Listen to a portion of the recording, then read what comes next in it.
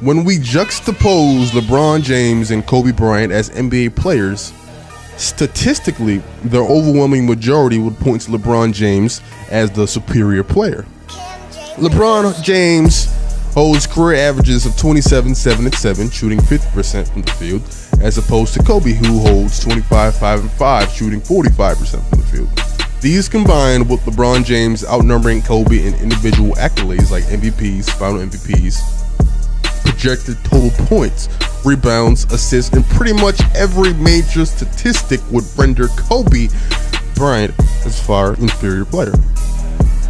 Yet the most interesting thing is that although much of the surface data and statistical analysis point to LeBron as the far better player, the consensus is still split down the middle as to whom is the greater player of all time.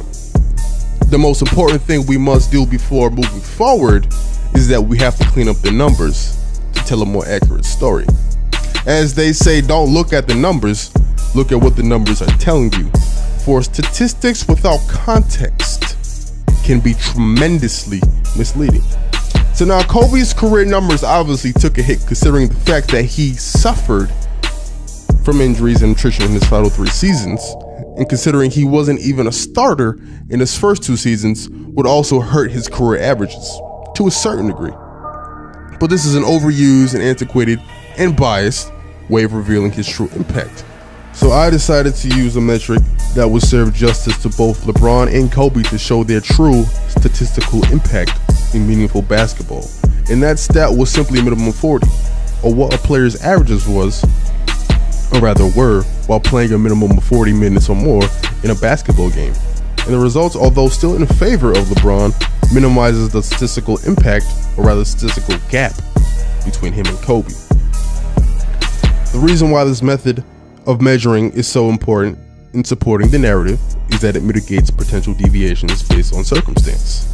Many would say LeBron has always been a stat jock and will play a more balanced total game pace, and regardless of if it was a close game or a blowout and he sat out the final quarter, he will still get relatively the same numbers as opposed to Kobe, who was conservative and conserved the majority of his energy and usage for the back end of games, which would have more of an impact on his numbers if he participated in a blowout.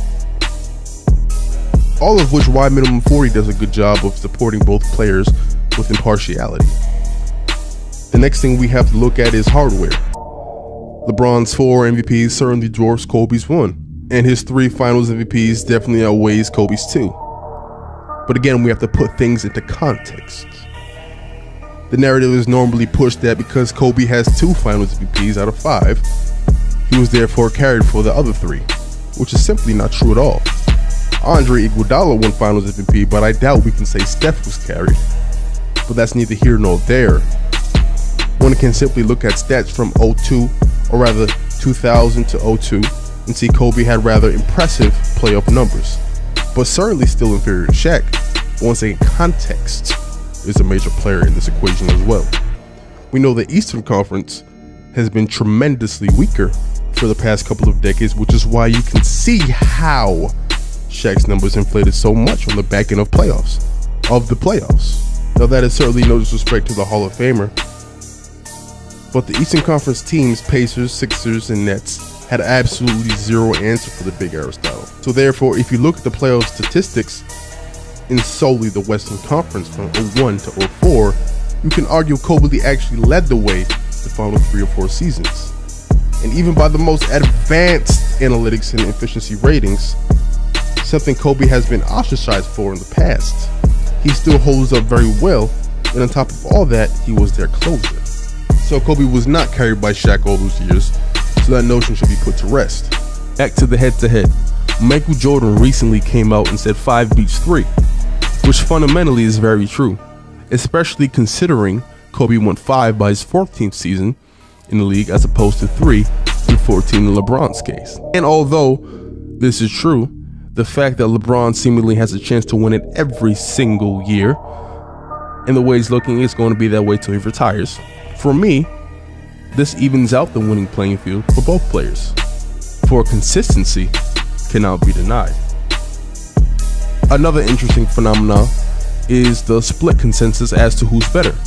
being that the majority of former NBA players that played in the early 2000s tend to say that Kobe Bryant is a better player, and the majority of the analysts like to say LeBron, which makes perfect sense, for LeBron is just an absolute monster and a beast, and his numbers and impact is extremely apparent and tangible, as opposed to Kobe, whose impact seems to be more intangible and mental. It was his mentality, manipulation, prowess, instinct, fear, and presence that was lamented by both his teammates and the opposition. Something fans and analysts simply may never truly understand without the hands-on experience, in the moment experience. And so the final subset we must consider is actual skills. LeBron, without a question, is a better rebounder and playmaker, but I think Kobe's playmaking skills is also heavily underrated. And considering his game was fostered within the triangle offense, it would not be hard to believe that it hindered his assist numbers slightly. And for LeBron, although Kobe is considered the better player, he could put them up in bunches as well. For today, I'm going to have to give the edge to Kobe.